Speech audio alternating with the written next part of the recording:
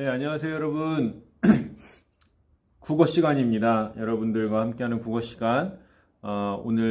오늘은 이렇게 단방향 수업으로 진행하고, 목요일 내일 수업은 쌍방향으로 할 거라서, 지난번처럼 줌 링크 주소를 안내해 드리도록 하겠습니다. 오늘 할 내용은 양반전 교과서 여기 34페이지 밑에부터 해서 쭉 봐서 죄송합니다. 39페이지 학습활동에 있는 내용까지 좀 마무리하려고 하거든요. 그래서 양반전을 마치려고 합니다. 양반전 마치려고 하고 교과서 준비해 주시면 되겠고, 화면은 여러분들 이제 텍스트를 보면서 설명해야 될 게 많아가지고 선생님 얼굴은 보이지 않고, 아쉽겠지만 보이지 않고 화면만 보면서 하겠습니다. 그래도 잘 들어주시고요. 그 다음에 시험 범위는 대략적으로 좀 잡아놨는데, 일단 대단원 1하고 대단원 2의 첫 번째 읽기의 가치와 중요성, 여기까지는 반드시 하셔야 되는데 3단원, 대단원 3에서도 조금 하려고 합니다. 그래서 다음 주 여러분 등교하시면 확정된 단원을 그때 다시 한번 말씀해 드리도록 하겠습니다. 그러면 교과서 펴시고 수업 시작하겠습니다. 자, 여러분들 이제 오디오도 이제 들으면서 한번 볼게요. 이제 지난번까지는 이제 첫 번째 매매 증서, 양반의 첫 번째 매매 증서에 대한 내용들을 봤었고 이제 정리를 했거든요. 이제 보려고 하는 것은 이제 두 번째 매매 증서에 대해서 볼 건데 34페이지부터 연결해서 좀 볼게요. 한다고 아내를 때리지 말고 그릇을 내던지고 아이들에게 주먹질을 하지 말고 죽으라고 종놈을 야단치지 말아야. 그래서 하지 말아야 할 것들이 쭉 나왔습니다. 요걸 정리했던 게 우리 첫 번째 매매 증서하면서 요 내용들 필기를 했을 겁니다. 그래서 양반으로서 지켜야 될 덕목과 행실을 나열했고, 체면을 지키기 위해서 허례허식에 매여 있는 양반의 모습이 많이 나타났기 때문에 거칠애나 형식, 실용에서 떨어진 거칠애와 형식에만 또 관념에만 얽매여 있는 양반의 모습을 풍자하고 있다라는 게 첫 번째 필기를 했던 내용이었습니다. 기억하고 계시죠? 당연히. 명함.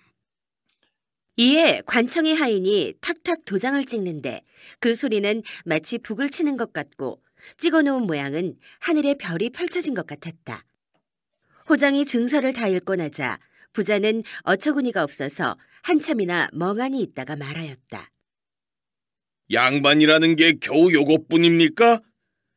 저는 양반이 신성 같다고 들었는데. 자, 왜 신성 같다고 했을까요? 지난번에도 한번 얘기했는데 상당히 많이 특권을 누리고 있다라고 생각했기 때문에 이 부자는 양반이 되고 싶었던 거죠. 그 특권을 누리고자 하는 욕심에서. 정말 이렇다면 너무 재미가 없는 거요? 원하옵건대 제게 이익이 되도록 문서를 고쳐주십시오. 그래서 문서를 다시 작성하였다. 자, 이제부터 이제 수업의 본 내용이 됩니다. 여기까지 지난번이었고, 두 번째 매매 증서가 나오는 거죠. 양반의 두 번째 매매 증서 나옵니다. 하늘이 백성일 때 넷으로 구분하였다. 네 가지 백성 가운데 가장 높은 이것이 곧 양반이다. 양반의 이익은 막대하다.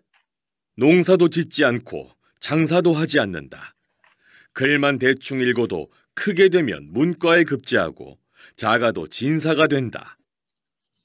문과의 홍패는 팔뚝만 자, 여기까지 해서 지금 하고 있는 부분이 지난번에 했던 내용들이에요. 반복되는 부분들이 있는데 여러분들 잊었을 것 같아서 좀 겹치게 하는 부분이 있으니까 좀 이해를 해주세요. 양반의 이익은 막대하다고 했습니다. 농사도 짓지 않고 장사도 하지 않는다. 자, 이것을 이제 무위도식이라고 하는데, 무위도식 써주시면 되겠고, 질문을 필기는 했습니다. 하는 일 없이 먹기만 하는 것이 무위도식인데 상당히 비생산적인 양반의 모습을 풍자하고 있는 거죠. 농사도 짓지 않고 장사도 하지 않는다라는 거, 그걸 보여주고 있습니다. 하지만 여기에 온갖 물건이 갖추어져 있으니 그야말로 돈자루이다. 서른해야 진사가 되어 첫 벼슬을 얻더라도 오히려 이름난 음관이 되어 높은 벼슬 자리에 오를 수 있다. 언제나 종들이 양산을 받쳐주므로. 자, 양산을 받쳐주고 귀밑이 휘어지고 줄만 당기면 예의함으로 뱃살이 처지기 때문에 사치스럽고 상당히 게으른 생활을 하고 있다는 것을 알 수 있습니다. 귀밑이 휘어지고 설렁줄만 당기면 종들이 예의함으로 뱃살이 처진다. 방에서는 귀걸이로 치장한 기생과 노닥거리고 뜰에서는 남아도는 곡식으로 학을 기른다. 백성들은 먹을 곡식도 없는데 남아도는 곡식으로 학을 키우는 기르는 이런 사치스러운 삶을 보여주고 있고 벼슬을 아니하고 시골에 묻혀 살더라도 모든 일을 제멋대로 할 수 있다. 이제는 횡포가 나오는 거죠. 계층에게 다른 계층 하층에게 이제 횡포를 부리는 양반의 모습이 나옵니다. 강제로 이웃의 소를 끌어다 먼저 자기 땅을 갈고 마을의 일꾼을 잡아다 먼저 자기 논에 김을 맨들 누가 감히 나에게 대들겠느냐.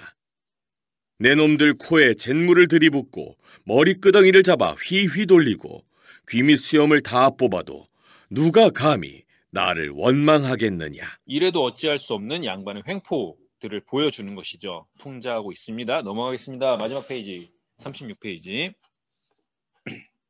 부자는 증서 내용을 듣고 있다가 혀를 내둘렀다. 그만두시오! 그만두시오! 참으로 맹랑하구먼. 나를 도둑놈으로 만들 작정입니까? 자, 도둑놈 동그라미 한번 쳐볼까요?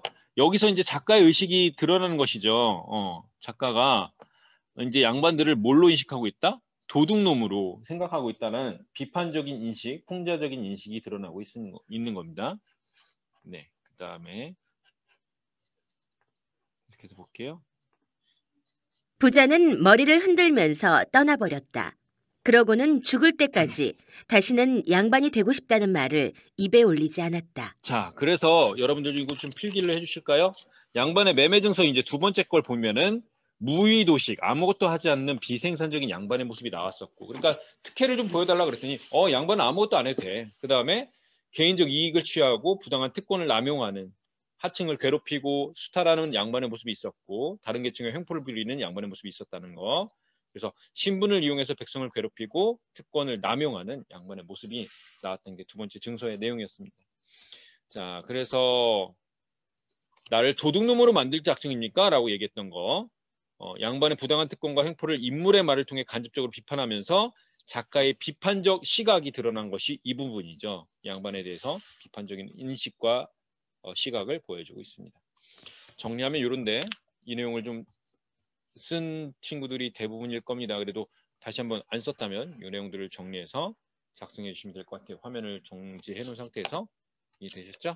여기까지 지난번에 했던 내용들을 다시 한번 리뷰하면서 봤고, 그러면 학습활동 내용들 한번 보고 마무리하도록 하겠습니다.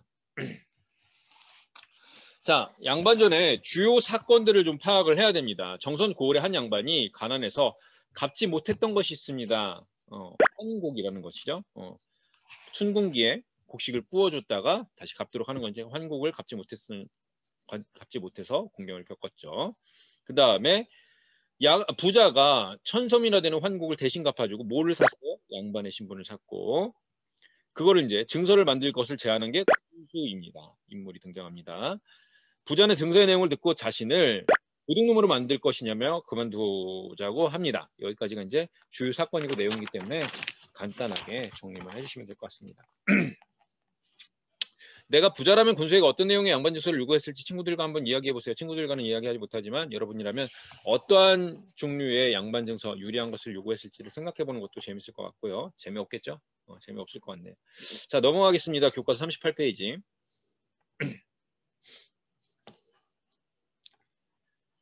이제 작품 속의 인물과 사회 모습, 어떤 사회를 반영하고 있는지 반영론적인 관점에서도 한번 이해를 해볼 수 있을 것 같아요.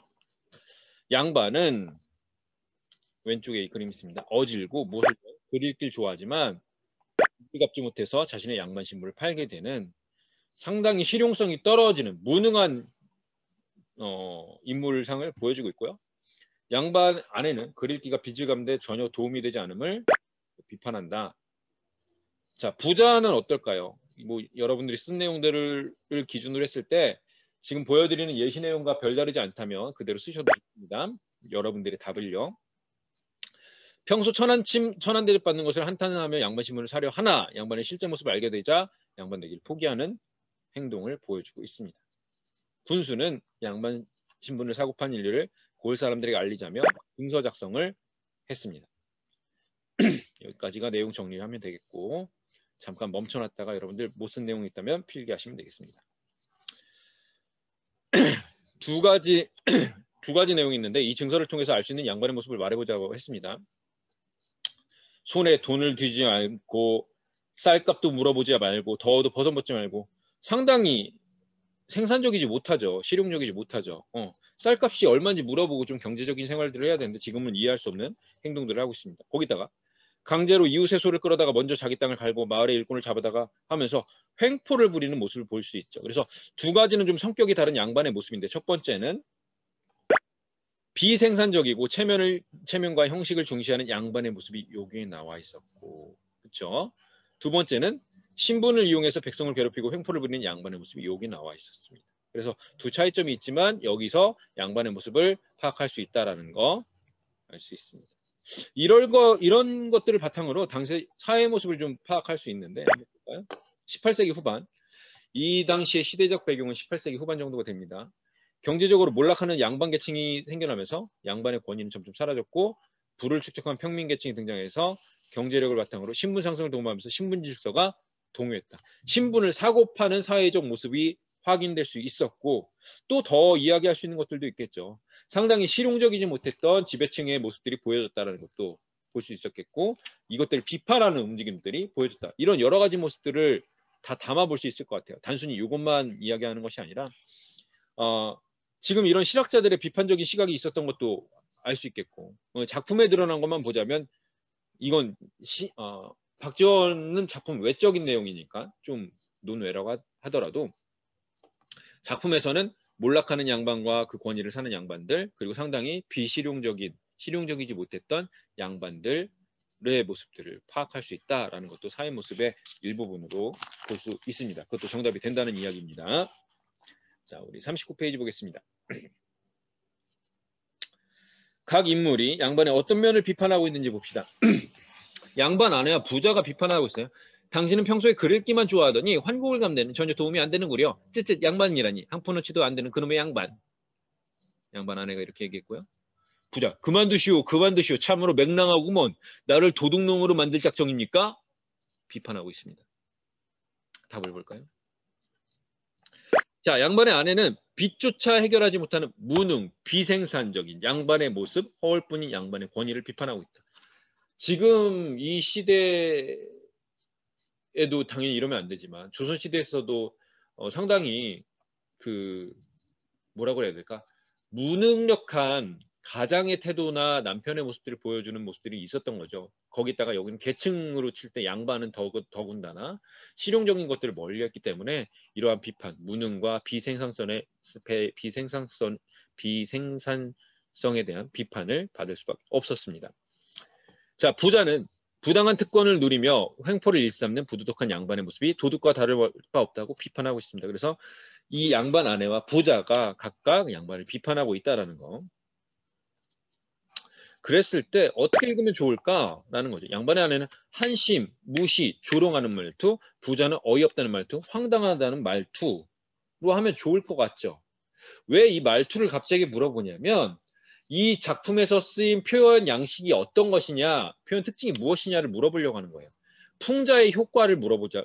풍자라는 것을 이해하기 위해서 말투를 이야기하는 거예요. 그러니까 풍자라는 것은 어떠한 비판적인 상황이나 대상에 대해서 조롱하고 비난하고 웃음을 유발하는, 조소하는 거죠.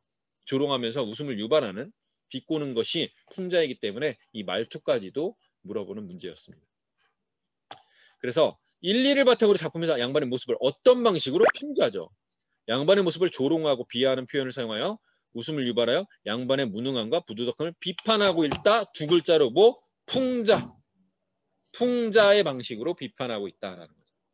그럼 풍자라는 건 조롱하고 비하하고 웃음을 유발하면서 무능함과 부도덕함을 비판하는 것이죠. 그래서 풍자의 특성은 여기 이제 양반전에 있는 특성만 제외하면 조롱, 비하, 웃음 유발, 비판 이 정도가 이제 핵심 키워드가 되는 것이고 양반전의 특성으로는 양반의 모습을 조롱, 양반의 무능과 부도덕함을 비판하고 있다라는 것이. 이해되나요? 너무 빠른가요? 자, 그럼 풍자의 효과는 뭘까요? 말하기 어려운 대상의 부조리, 모순을 간접적으로 비판하거나 대상의 부정적인 면을 웃음을 통해 인상 깊게 제시하고 더욱 효과적으로 비판할 수 있다. 풍자는 여기 위에서 이야기한 것처럼 좀 직접적으로 비난하거나 비판하기 어려운 대상이 될 수 있어요. 왜냐하면 이제 조선 후기 문학 작품들 보면은 양반들을 비판하는 작품들이 많이 나오는데 서민 계층에서 사용되거나 통용되었던 문학 작품에서도 풍자하는 경우가 있어요. 근데 하위 계층이 상위 계층을 비판하거나 풍자하는 건 상당히 어려운 일이죠. 그렇기 때문에 웃음을 유발하면서 비꼬면서 모순과 부조리를 간접적으로 비판하는 것이 이제 풍자의 효과입니다. 그리고 웃음을 유발하고 효과적으로 인상 깊게 비판할 수 있는 게 풍자의 효과라는 거 기억하시면 좋겠습니다. 여기까지 되게 중요한 내용이었습니다. 자, 그 다음 내용들 한번 보면 페이지 넘겨보면 사실은 뒷부분 보면 여러분들이 비판하고 풍자하고 싶은 대상을 해서 자신의 생각을 표현하는 것들이 있어요. 그래서 이걸 같이 좀 해보면 좋겠는데 이거는 이제 등교하고 나서 하면 좋을 것 같아요. 시험 범위를 좀 정리한 다음에 나중에 우리가 시간이 좀 여유가 있을 때 하면 좋겠어요. 물론 이 활동하는 게 너무 중요하긴 한데 시험 범위까지 좀 코로나 때문에 막히는 부분이 없어야 되기 때문에 한번 보셨으면 좋겠어요. 그래서 한번 풍자하는 것도 상당히 재밌거든요. 앞에서 배웠던 반어나 역설, 풍자를 실제로 해보는 것이 너무나 중요합니다. 그래서 그런 것들을 한번 해보는 활동 나중에 기회가 되면 해보도록 하겠습니다. 자, 여기 이제 대단원 마무리를 하면서 정리를 하면 좋을 것 같아요. 그래서 요거 한번 같이 정리를 해볼게요. 이 부분만 하겠습니다. 풍자는 현실의 부정적인, 교과 42페이지입니다. 풍자는 현실의 부정적인 현상이나 모순 등을 빗대어 비웃으면서 비판하는, 그러면서 웃음을 유발하고 내용을 더욱 강조할 수 있다라는 거죠. 이 세 가지 내용들 기억하시면 좋을 것 같아요. 그래서 여기까지 좀 우리가 학습활동 내용을 했고요. 여러분들이 과제로 내주려고 하는 것은